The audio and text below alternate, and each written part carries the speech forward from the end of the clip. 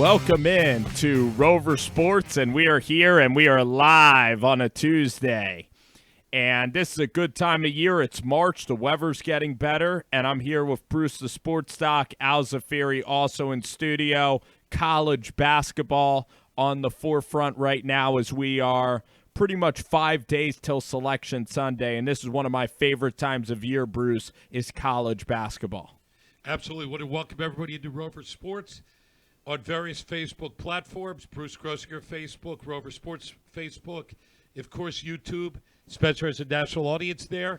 And we do have a call. We have Al Zafiri. We're in this beautiful place where you're going to see all kinds of great things on the green screen right now. You can tell we're going to be starting off with basketball. It's very subtle. You're bragging about your face, too, saying beautiful things on the green screen. No, I said beautiful, a beautiful studio, beautiful faces. Beautiful people, Beautiful people. Mm-hmm. But, Al, why don't you give everybody the call number? We are actually live, and we want to hear people call in.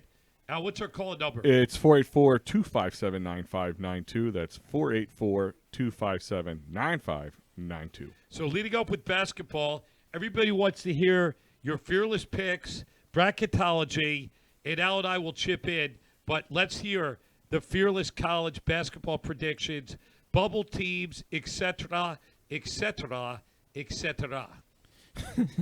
Well, I like that, that you even overextended the etceteras there. My pleasure. It's early in the show. I think that a beautiful job to have would be a bracketologist.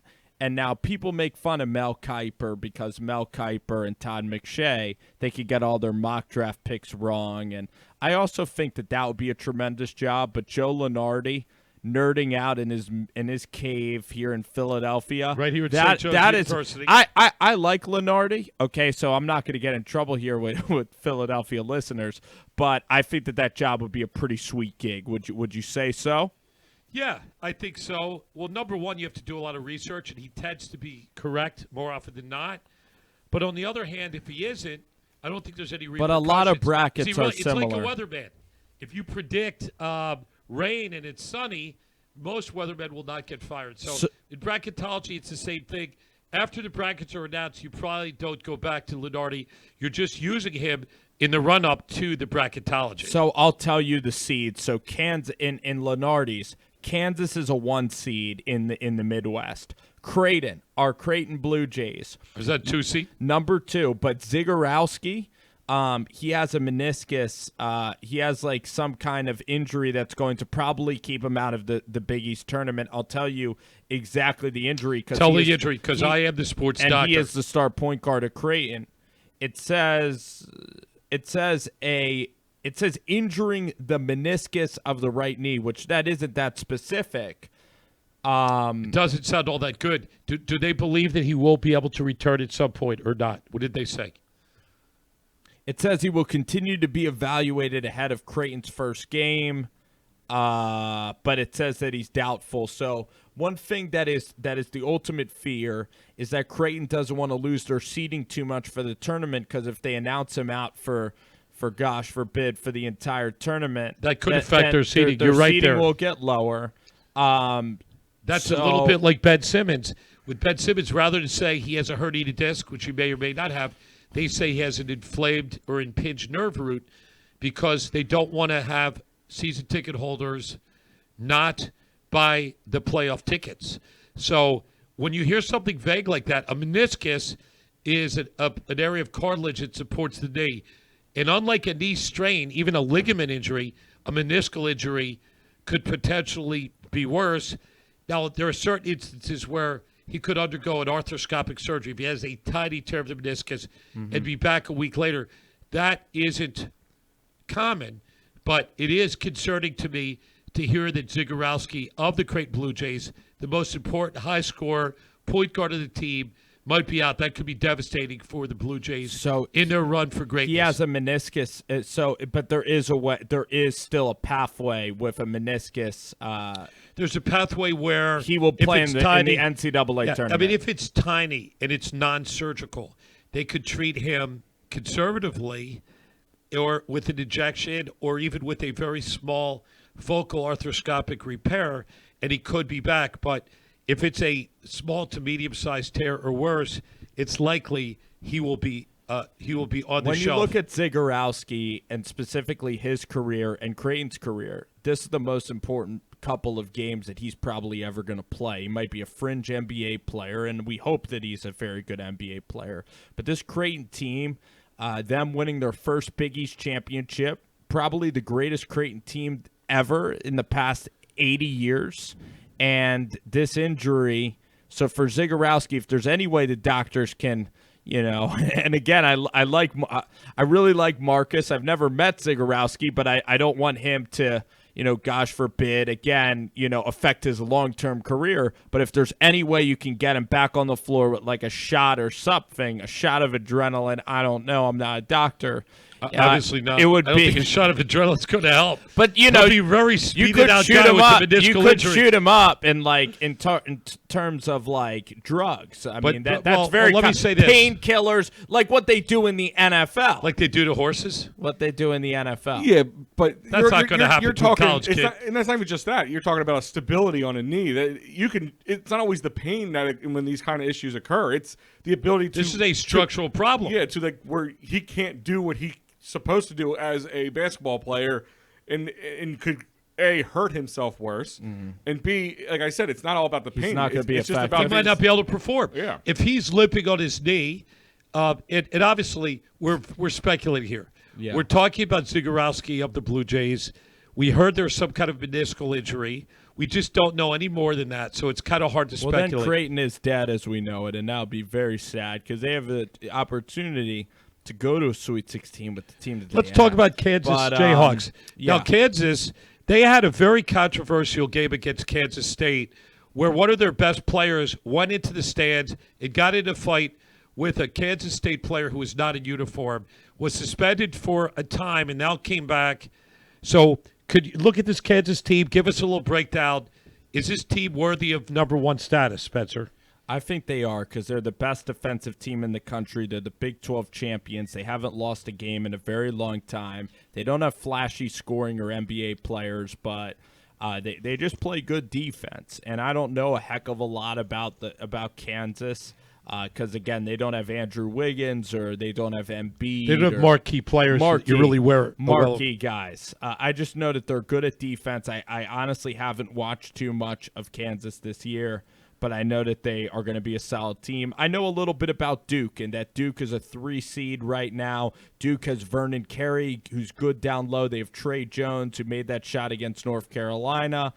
I think that Duke's defense is just okay. I don't know if I see Duke as a Final Four team, especially even last year with R.J. Zion, Trey Jones, and last year's team was loaded. They couldn't even beat Michigan State in the Elite Eight. So Duke's at the 3 line. I'm just going to rattle these off to you. real quick. You have Wisconsin, BYU. BYU, the Mormons are actually a 5th seed. And now it would be really exciting if BYU and the Mormons can actually win. And the thing I love about BYU is that they have experience, that they're older, that they're mature, that they've been overseas doing missions in Africa, helping kids out, and they are here now. And they're all 25. I wonder if they'll let them play being overseas. Yeah, they might be quarantined. Yeah. Kentucky is my pick as the number 2 seed. Kentucky is my favorite overall. But that's the one thing about this. Now, I'm not going to sit here and pretend to be any bracketologist or anything like that. I know a little bit about NCAA basketball. I'm not going to. You guys by far have me covered on this, but I would say right now, and I don't know if you agree with me, Spence, is this the most even playing field of an NCAA tournament? I just don't feel there's a team right now that's just going to roll through this. Is there the most parity, Spence? I think that there are very good teams at the top, like maybe 5 or 6 really good teams, but can be beaten. Yes, they can be. I definitely think that this year is open. Now, a lot of the years, I feel that we say that a lot, but frankly, with kids going to the NBA early and you don't have 4-year college players, like last night I was watching a game on ESPN Classic between Allen Iverson and Ray Allen. and it was George. Were you watching that too? Or I've seen it before. I know exactly no, what you're it was talking about. It was in the Big East. It was George No, not Connecticut. George Thompson. Who's the coach? John Thompson. John the First, the one with the towel. Of course, on John his shoulder. Thompson. John Thompson with Allen Iverson. the OG John. Was Thompson. it Ray Allen was Connecticut? Yeah, I think. Ray Allen was on, and these teams were just absolutely loaded, and even the kids. It's weird. Have you ever watched a game in the '90s of college basketball? They look older than the kids do today. You know why? Because they are. Because they're not one. Or and done. maybe I'm so used to how they age, so when I saw Steve Nash back in 2000, I know who he is. So isn't it kind of weird when you're looking at a young Bobby Hurley and you're like, dang, that guy's like just as old as you, just as old as me. Bobby Hurley had a great career. Unfortunately, No, but he it's had a terrible funny when motorcycle you go back in time. But yeah, the teams are not as good in college basketball, and it's kind of sad that the teams aren't as good. But maybe with kids making money off their likeness, or maybe with the NBA adjusting its policies. Also, AAU maybe stagnates the growth of team basketball. There are a lot of different theories, but every year I'm still really excited for this tournament. If I had to pick the teams to go to the Final Four, I do like Dayton. They have Obi Toppin. Obi Toppin's the best basketball player in the country, Obi Toppin. He can jam. He plays like Amari Stoudemire, 6'9", really athletic. And then I'm going to go – I'm not going to go San Diego State. I don't think San Diego State's Final Four caliber. I think, ironically, Creighton was Final Four caliber. Michigan State or Auburn, just like a year ago, Yeah. Michigan State and Auburn could go to the Final Four again. And Gonzaga is always a pretty good bet to go to the Final Four. And Gonzaga is another team that's very mature, has a lot of overseas players. Yes. So let's look at some other parts of the country, or do you think you covered them sufficiently? No, I have a question. Once we get into the exact minutia of the bracket, which will be next week, then we'll have some real predictions. There is here. one guy who has been likened to Rudy, of course, and that is the Admiral's son, Robinson, on Duke. And have you been following that story at all? Rudy of Notre Dame. Yeah, just saying that this guy came out of nowhere, and he had a great game the other night. I think he had 19 points and like a triple-double, and he was a guy who was not projected to do anything. Is he a senior? I don't think so. But if you don't know the story, we don't have to go on and on about it. But I'm curious. I'm surprised maybe that a I caller don't will know call it. us in. And there we are. It looks like 484-257 9592. 9592. We are Yep. live on Rover. We've got a lot of people at different platforms. Call in. There's no such thing as a stupid question. Comments. There we are isn't. going to talk about the elephant in the room, which of course is Let's talk about the it. coronavirus, So let's and talk how it's about it. affecting sports and how it's affecting all of you out in Roverland. There's certain you get as many opinions about it as you do people. I would have kick it off with Al Zafir, our fearless producer. Tell me about. You're living in this country. You see what's going on with That's this. what they tell me. You're living here, at least. Are you might you be. here? So, Are you what here? are your thoughts in general and specifically about what's going on in this country with corona and precautions and all this stuff? Listen, the precautions are what they are, and they're not being – they're being blown out of proportion. I'm just going to say it right now. I said it off air. I want to say it again. I feel that they sensationalize a lot of things, and it goes from viruses to snowstorms to natural disasters and everything else around the world. The coronavirus is something to be taken seriously, and I want that to be understood when I say this. But, okay, the CDC puts out there. These are the people that are supposed to tell us what to do, and they give people these set of instructions. Wash your hands, keep your hands away from your face, use hand sanitizer as often as possible, that kind of stuff. That makes sense. Then people just make up their own rules. Well, I'm not eating Chinese food is one I've heard. I'm like, really? It's made here. It's not coming in. Not every Chinese. It's not coming from Wuhan. Yeah. Do you think pizza is being shipped in from Italy on a daily basis? I mean, come on. Like, that makes no sense. But, Right. I mean, there's different things that affect different areas. And it's been known that this is something that affects more of the elderly, people older, not just saying not and people that are sick and immunocompromised. Yeah. And those people will also potentially die of the flu. So it's not sexy or newsworthy that 15, 20,000 people in the United States for the whole year die of Haemophilus influenza, Yeah. which is the common flu. So we're not making light of the coronavirus. Exactly. But if we put in context that 24 people died, look at how much gun violence we have in Philly. Yeah. We might have 200 people die already in this year, the first quarter of the year, from gun violence, but 24 people across the whole country have died. So I think people need to use common sense. To put this in people, like we played basketball last night. Yeah. I noticed that people are being smart about it. People aren't shaking hands. They're not even fist bumping anymore. Which I'm okay with that. And it's okay. That's the kind of When stuff I enter get. my house, But that's normal. When we enter our that's house, normal life. You know, I use hand sanitizer. I wash. I think people are much more cognizant of washing your hands. It'll probably be good for stuff even like the common cold, because the common cold, the rhinovirus, there's a million different varieties. People aren't dying of that. And that's the but thing, it's is it good that hasn't we have changed. some awareness, right, Al? Yeah, and it hasn't changed from the. And here's the thing: here's another stat that they don't mention. More people have died from the flu in 2020 than they have died from the coronavirus. Let me just throw that out. That's there. definitely true. Not Al, even close. I think that in terms of death, like in the whole world from coronavirus, it's only like 2,000. It's like 2,000, and they're and not- more people die in an hour, which is 6,000, than the coronavirus has killed in its entire span. And here's the thing: is that they're also not putting in other variables into this. Some of these deaths that have occurred from them is some of these people having immune issues, having other medical issues, being elderly. You know, they're shutting down schools. I get that to a point. They're trying to get there, but what is shutting down a school for a day or 2 or 3 or a week? I mean, unless there was known viral outbreaks in that school, or people who were, should I say, exposed to people who were had the virus, I get that to a point. And I told you guys off air. I take, for instance, my parents literally just got off a cruise that took them from Miami throughout Bahamas and things like that. You know, they went to go visit my grandfather, who's in an old folks home, and they were told, you can't come in here for 30 days. I get that. That's an appropriate precaution. I get that. There's older people. It's not such a hardship. And again, in our township, Lower Merion Township, there were 2 people exposed. They were not exposed in Asia, they're actually exposed in the Middle East. Yeah. And those 2 people were in Lower Merion Township. Their kids were in the school.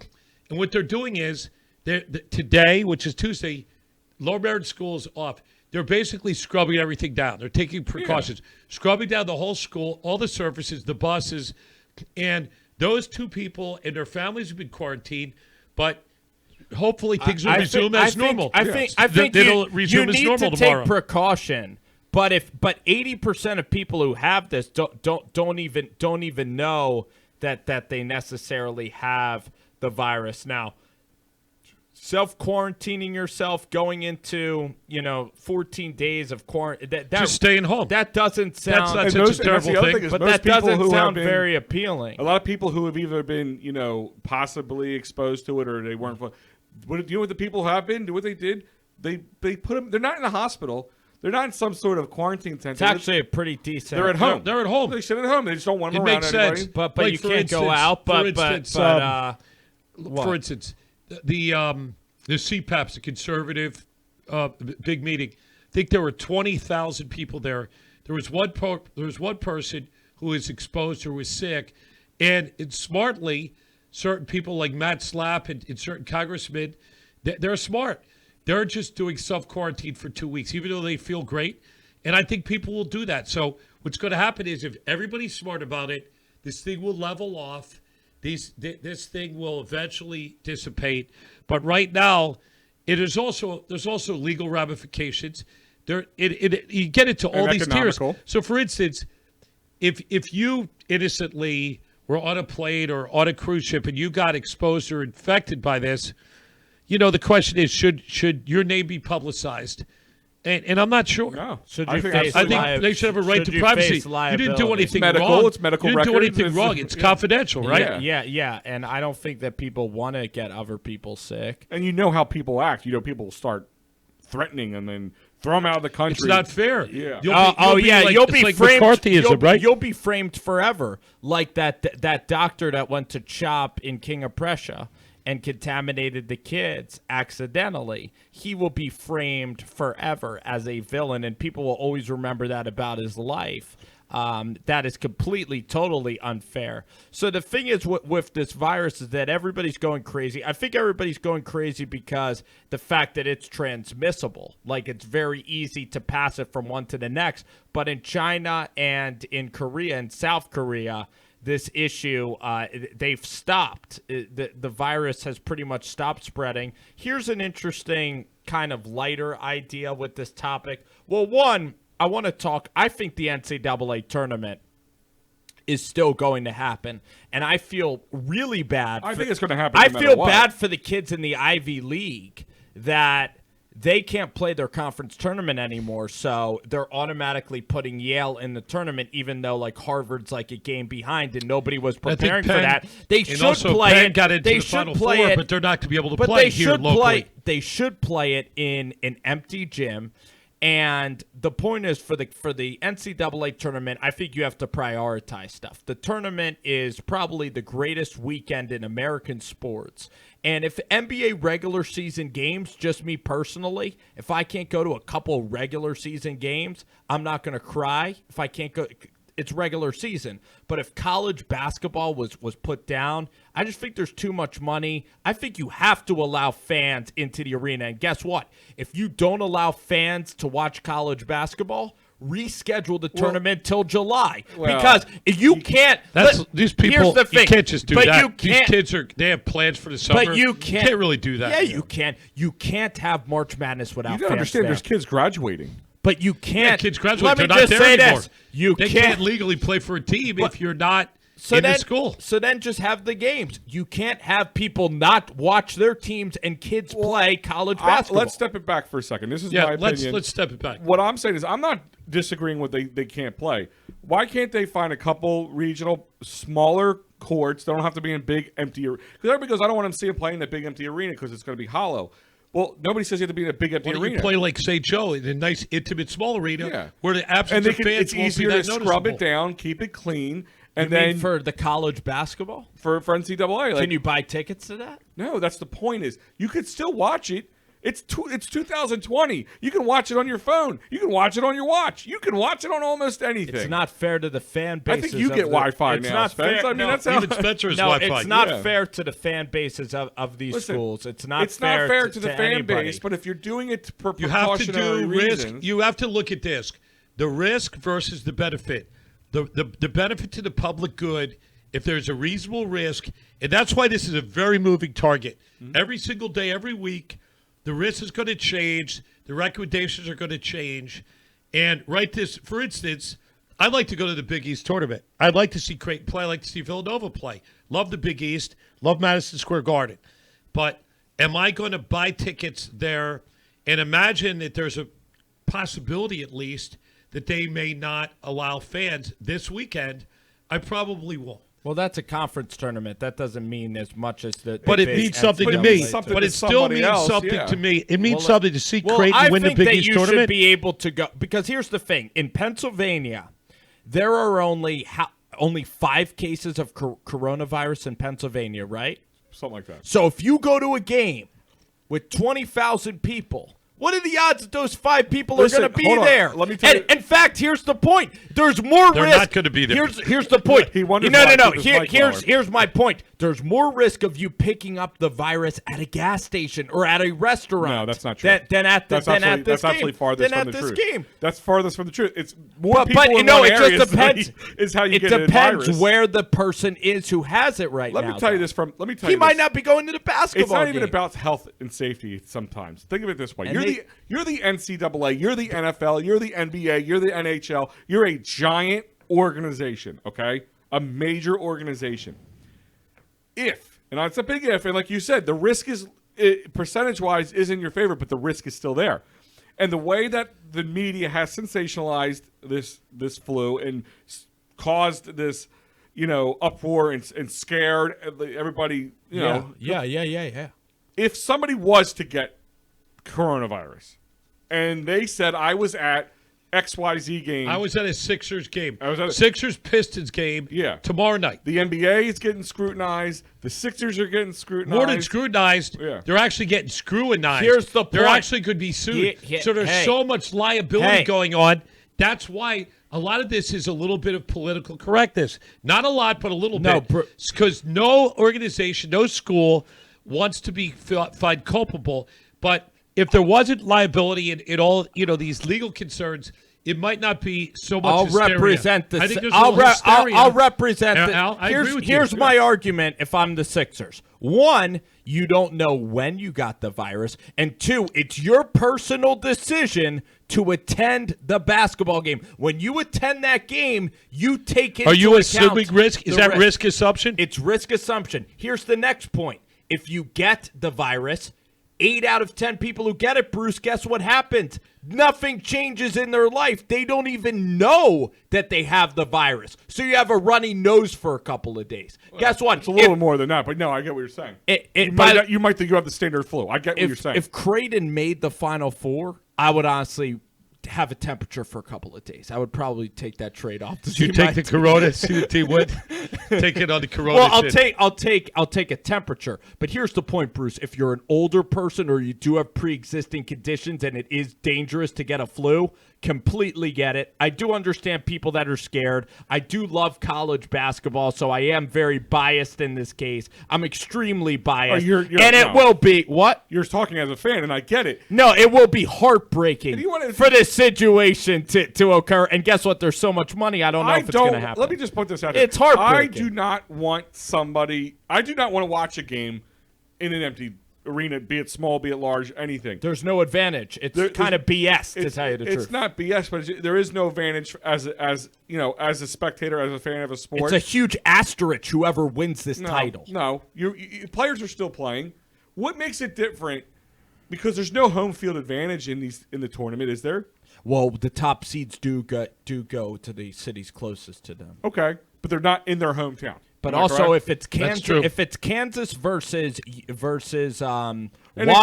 Kansas versus North Carolina A&T, the Kansas always has the biggest fans there. Yeah, so it's a big advantage. So let Al finish his point. My point is, isn't it now even playing field if there's nobody in the stands cheering for them?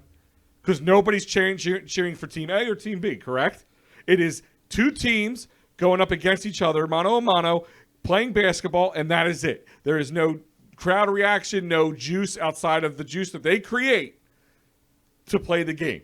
So if anything, this is the most, just for lack of a better, the cleanest game because there's no advantage. There's no home field advantage. There's no crowd advantage. It is you versus them playing basketball, and that is it.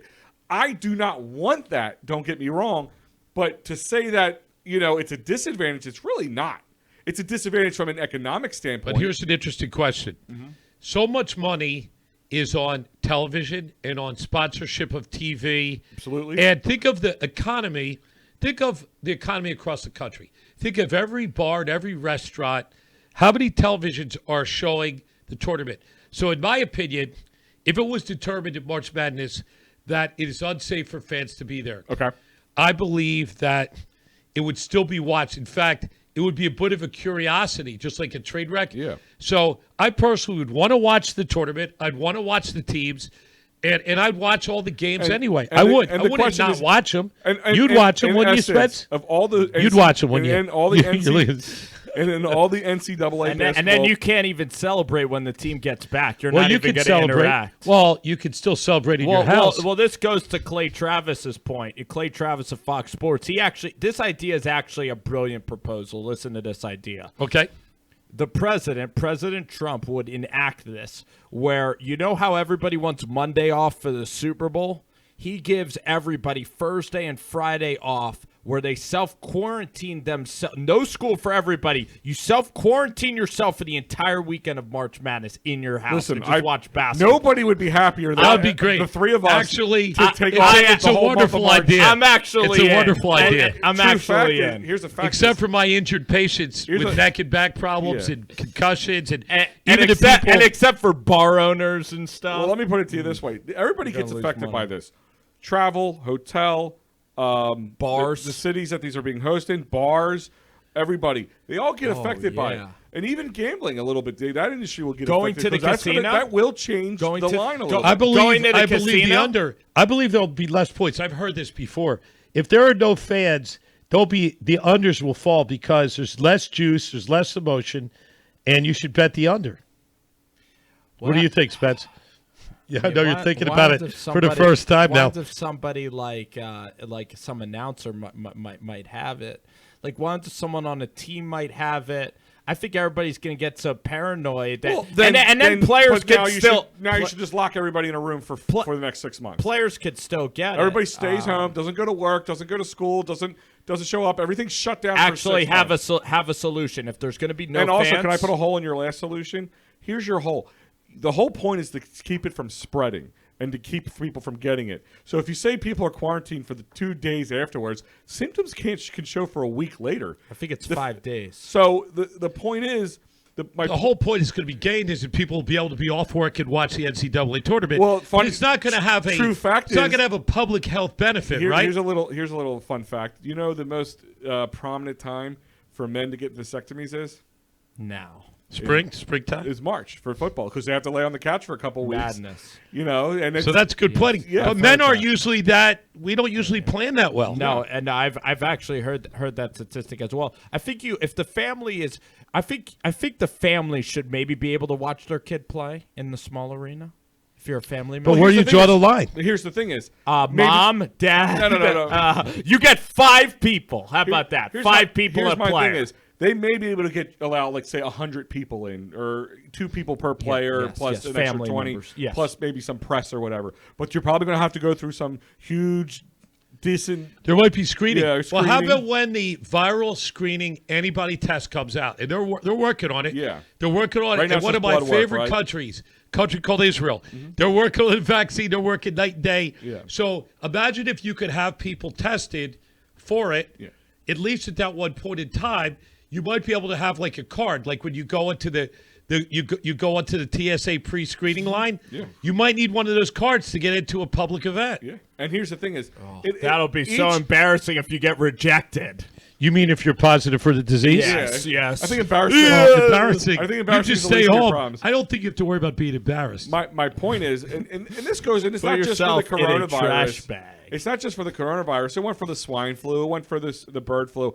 So one of the biggest ones. So remember, each of these flus affect like different areas differently. Like Italy's getting hit hard. They're playing a lot of soccer matches in empty arenas and all that stuff. But the one that hit Philadelphia the hardest was, I think, the Spanish flu back in like right around the end of World War I. That was one of the biggest ones. So there's a lot of facts around that. So that's why.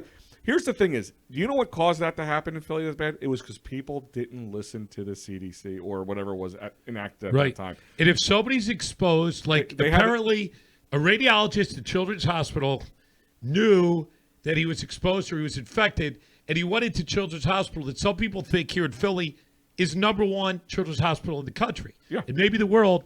And that guy was, I don't know him, but he was an idiot, and it caused a domino ripple effect. So you get a few idiots, it ruins it for the whole crowd. And here's the thing is, so the one that affected it back then, it was actually a parade they were putting on following the war, and the CDC said, "Come out, don't do the parade, don't do it. It's not a good idea. Don't come out for the parade. Like, don't put the parade on. Like, cancel the parade." Did they? No. And that's what caused 20,000 deaths based on and that was a much more virulent.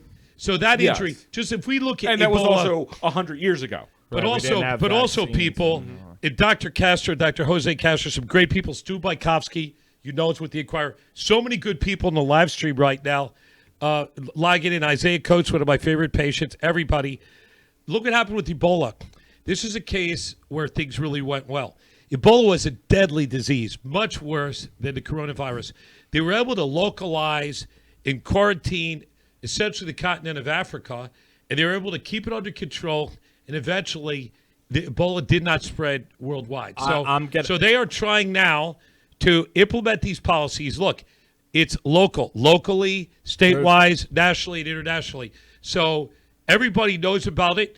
You go anywhere, and the one thing is there's a complete awareness. I went into Rite Aid. I went to Wawa, not to wherever I go. Yeah. I think it's on everybody's minds. It's inescapable. And can I just tell people, don't get offended by it, because a few times, I go out to shake somebody's hand and they give me an elbow. I'm not offended by that. No, but a lot of people are like, oh my God. And even like churches and synagogues and stuff like that, like the Catholic Church came out and said, listen, when we do sign of the peace, we're going to shake hands. No, wave, bow, show some sort of peaceful sign, but please do not, do not do it. And just for us Philly fans, the Flyers game has started going for number 10 tonight against Boston. This could be a good game. And Boston's in first place. The Ghost is first game in over a month, by the way. And I do love Boston's Goss's the number one. So this team. brings us to our hockey talk. So we have to say, I wanted to mention one more thing. One more thing on Corona, and then we go to hockey talk. It's going to hurt for the town of Augusta, the town specifically, the economy of Augusta, if they played with no fans. And there's a lot of international people who want to travel for the golf It's tournament. going to hurt a lot of people. You have to understand this hurts because everybody. we were intending to go to the Masters. And the Masters, it's coming right up go too every quickly. Every single year. But we covered Corona. I'm sure that we didn't cover it as thoroughly, but again, we covered it as thoroughly as a sports talk show. You do want to tell people. We want to cover it. You do tell people that they do want to take precaution and what are those precautions? And knock on wood, it's not. What are the precautions? Washing hands and hand washing. Yeah. And also try to avoid certain areas. And if somebody's out there, just use common sense. Self-quarantine. Stay at home if you have to. So, Al, why don't you tell us about these red-hot Philadelphia Flyers? Well, tell us about the Flyers. Like I said earlier, I mean, you got a team that is 9 games on a 9-game win streak. Just coming off playing a little bit of one of the worst teams in the NHL, the Buffalo Sabres. But they've also played the Caps, and they played that game hard, and then had to play a game right afterwards, which should have been a letdown to win game number 8. So, I mean, you got this team. It's a team. There's no superstar. Okay, right now. There's no guy. There's no real. So Giroux is the captain, but he's not the superstar. Like he's not a statistical superstar. No, you got a guy like Petrosik on Boston who has like 48 goals. But you got guys who are contributing across the board. Their fourth line is as good as some people's second and third right now. They're playing. They're getting some. Listen, they're getting some puck luck, which can happen. And they're getting tremendous. Talk about that young goaltender. Oh, Carter Hart. I mean, you always get worried because you hear about these guys coming up the ranks and he's going to be the next this. And one thing Philly has always been missing for many, many, many, many, many years is a good goaltender. And we right now have 2. Because, you got to give Brian Elliott a little love, too. He has played. I mean, he played against the Caps. And Vigneault got a lot of flack on social media about how Carter Hart's been playing lights out. Why can you do that way? Is it just because he's playing away versus home? A little bit, I would have to figure, goes into that decision.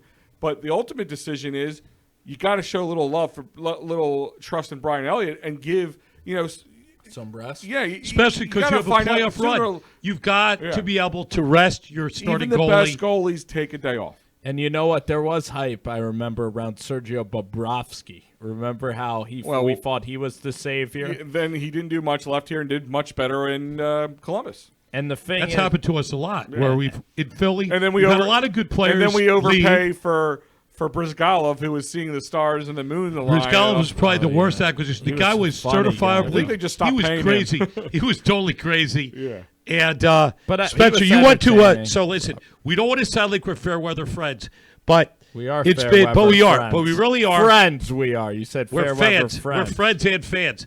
So our last game together at a Flyers game was 10 years ago. Was Game 6, great game. It would have been better if they would have won. Mm-hmm. Still haven't seen that winning goal, but the Blackhawks did win that game, and we've taken a bit of a 10-year hiatus. But you went back after 10 years. You went to see, I think you saw the Sabres play. Yeah. 3-1 victory for the Flyers. What was your sense? Give us your gestalt feel about going to the Flyers game. Do you recommend it to people to attend a Flyers game in person? I don't think it's been 10 years. I think we actually saw a Canadians game maybe 3 just an years intermittent. ago. We did actually, so we're not that bad. It's only been 3 years. That would be absolutely awful. But the thing is about the Flyers game, it really is a lot of fun. It's a little cooler because of the ice.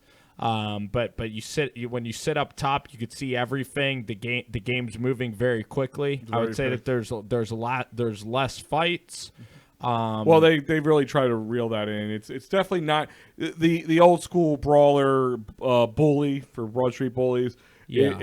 They're not going to fly anymore. There has to be a little technical part of your game. Speed is definitely the But name there of the is game. maybe more penalties because I saw a lot of power plays. The icing, I don't think the icing is called that much, which icing kind of a buzzkill. I kind of like when they don't call the icing. That's but, true. But the game is really fun, and the fact that this team's won 9 straight, like I'm excited to go track the rest of it because this is a 9-win team, 9 straight wins. This Remember, is one of the best so teams here's in the interesting NHL. Just 3 weeks ago, they were tied for 6th place. Exactly, and you look at their roster, and they have a couple of really solid players. But So I got a question here. We had a question it from is Lisa. it's a good time to go. Lisa from Reading has a question. Want to say hi, Todd Schrager, one of my high school friends, great sports fan. Laura Nelson, great attorney. Tommy Ferguson, chiropractor. Yvonne, all these wonderful people coming on. So some people think that people like us that are casual fans have no right to jump on the Flyers bandwagon. We shouldn't because we basically ignored them for the large part of the decade. Other people think that the Flyers fans, we should join together as a city, 4 for 4. What are your thoughts, Al? You're more of a Flyers fan than we are. So I'll be honest. Out of the 4 for 4, Flyers fans are a different breed. Okay, Tell us about that. They're like, if you, for instance, if you're an Eagles fan, and you bring a friend in and say, "Oh, this is Joe. He's a new Eagles fan." Everybody like, "All right, high five, Joe. Welcome to the Eagles." Blah blah blah. Same thing, Phillies and Sixers. Flyers be like, "We don't want you." Hardcore Flyers fans, we don't want you. Or to get into our club, you have to answer this survey of 500 questions. Who's the janitor for the Wells Fargo Center? They want some they get a little crazy. I think it's not as bad about these Flyers, and it's hard not to. Listen, when a team is playing mediocre for that long, it is really hard to get behind. You had a very bland coach in Hackstall for many years, who Ron Hextall was, he just hitched his horse to a little bit and didn't give up on that a little bit too much, and then ultimately kind of not like Sam Hinkie because that was more the NBA doing something, but they finally had to say, listen, we got to do something. We got to change something. It's just the same thing. We're stockpiling these young players and picks, but we're not going to bring Carter Hart up because that's one of the things ultimately. And apparently Hextall, a little Chip Kelly-esque with the personality and talking like not easy to get along with. That's just from reports I read. I can't say for sure, but reports I read that kind of just rubbed people away. And Flyers fans have kind of turned around a little bit too, because for many years Flyers fans have been living off the back-to-back wins of the Stanley Cup in the 70s. For decades. And I think even finally they got tired of Holmgren and just things going on and said, listen, enough's enough. We're tired of just this mediocrity. We can't live off the Broad Street Bullies forever. They're forever going to be part, just like the '93 Phillies and all this stuff. They'll forever be part of us, but we need something fresh. And I think since the Phillies winning in 2008, the Eagles winning in 2017, and now at the beginning of the season, the Sixers look poised to make a run. And all these. And look at the 4 major sports in Philly. 3 of those 4 teams have got major upgrades in coaching. You Doug Peterson, you have Alain Vigneault for the Flyers, Joe Girardi. You have Joe Girardi for the Phillies. Guys who are top notch in their game. I think that's pretty cool for the town. And you got Brett Brown. Yeah, you got Brett Brown. That's another story. But this Alain Vigneault, again, I don't know that much about coaches, but I think he came with a very good pedigree. No nonsense guy. A lot like Joe Girardi. Joe Girardi. I listened to his interviews. Mm-hmm. I'm just excited. I was bored stiff with Phillies baseball last year, and it's much the same. The Flyers team is probably not that much different, but you bring a new coach in. The question is, and it's a baseball question. And the team isn't that much different. Could the coach, the attitude, the managing, could the strategy, could all that translate into a playoff run, or do you think with this terrible pitching, which really, yes, for the most part, could it translate to the playoffs or not? Absolutely. Tell us, how is that? I bring up to you the curveball machine scenario back last year with Gabe Kapler, who even Bryce Harper to this day continues to make fun of. I think if anybody can you got Brian Price, who is the Phillies pitching coach, who is a well-known in the major leagues. If anybody can turn a staff around, here, look at this. You got Nola, who I expect a lot out of. They just got Wheeler, who we expect a lot out of. I think Jake Arrieta, and nobody has bashed Jake Arrieta more than I have. But here's the thing: is if he's healthy, I think if he's healthy, he had bone. He had the elbow surgery. He had the bone chips removed. So hopefully, if he is healthy, I believe he is a gamer. I expect a bounce back he's on season. A contract year. I don't and know. a contract year. That's always important. But this guy Arrieta is like 34 years old, right?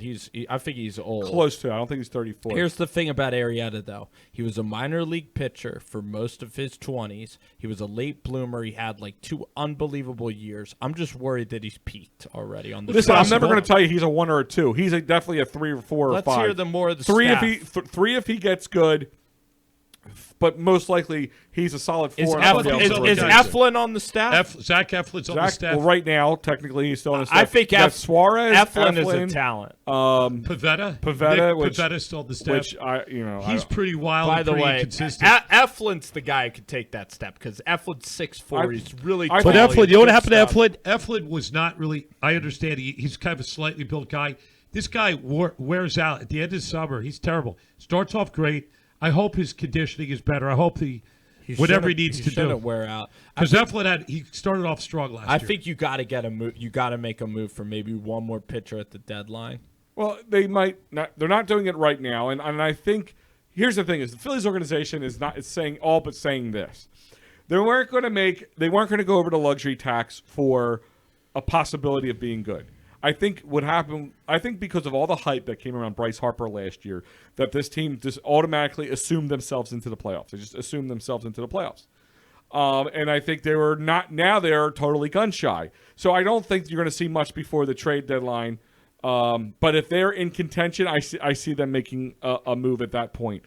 But to answer your question, I think a coach like Joe Girardi can make a difference in this situation.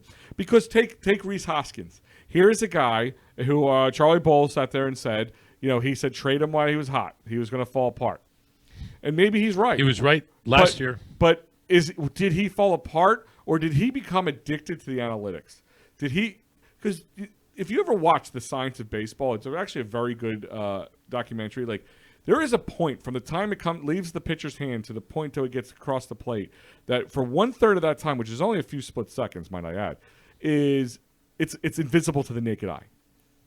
That's what makes baseball very interesting to me. Round bat, round ball, and the speed of 90-plus mile per hour ball coming at you, and there's a lot of guessing that comes involved with it, unless you have the trash cans to help you out. Of course. Yeah, but my point is, I think he was so addicted and he was being force-fed for so many years from this organization. Analytics. Now, you have to sit there and process all that. That drives you nuts. Yeah, and that's called paralysis by analysis, and right? I think Joe Girardi is going to find that equal balance between playing baseball like you should and playing baseball with the analytics. And I think he can do that. I think his staff can do that. Remember, this team isn't that much different from last year. Outside of Didi Gregorius and adding Wheeler, this team is not that different. I think it's better, though, because last year you didn't have Kingery at the beginning. When did he come along? Mm-hmm. He had Kingery. But I don't think he was an everyday player. He was being moved around a lot. Yes, he should be. He was in the center field, but he's finally now sitting, as it looks it's going to be, sitting at his natural position at second base. Yeah. The little bit of the question mark is Gene Segura. Gene Segura has come in with a much better attitude. I mean, he literally admitted to stop drinking.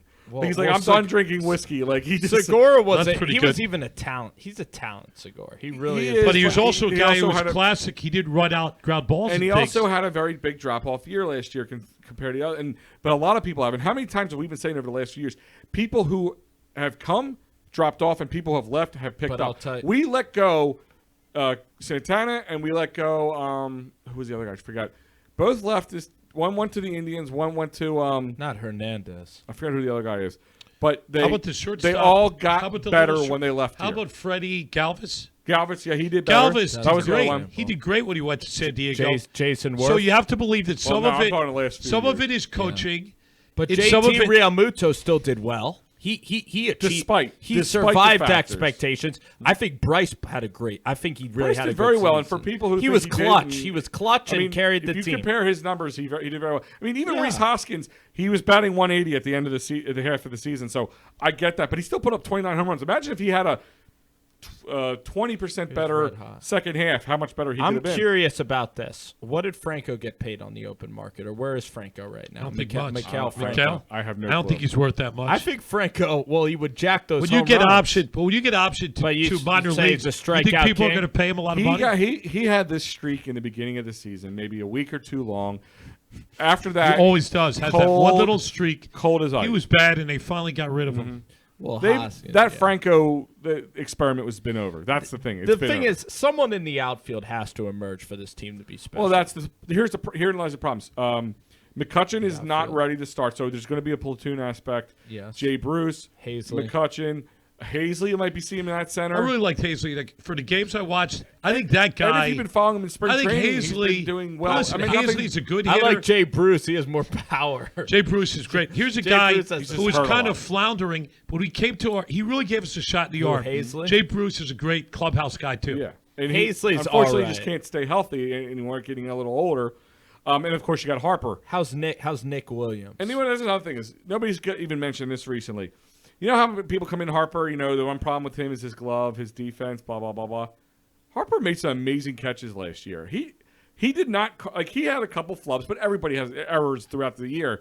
I mean, in 162 games, it's going to happen. I mean, the man played, 150 some out of those 162 You know games? what it is? They love to nitpick when you make that much money. Well, You listen, know, you're under a look at John microscope. Carlos You- Stanton. You're under a microscope. I agree with you, Spence, 100%. You're under a microscope. Yeah. But look at You have to look at the numbers when you're buying the guy. You're not just buying Harper just for his numbers, because is there better numbers out there in the last couple of years than Harper? Absolutely. But it's consistency. It's the youth. It's what he brings to the clubhouse. I mean, he's a very smart man. Either he's been well coached or he's just a very naturally smart athlete. He has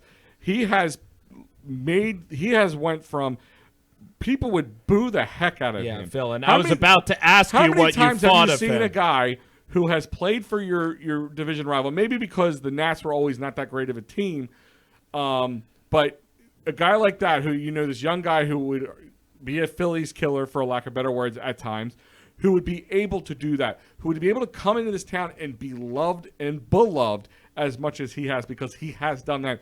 He just continually says the right thing. I always liked Harper, even with the Nationals, because he was You have to respect him. no, he was fun. Like he made the game entertaining. He wasn't a stick. By the way, you know how some would say Harper's a villain? He would never be like a Jonathan Papelbon, like a jerk to everybody. Harper, when he was on the Nationals, Papelbon was a just, knucklehead, man.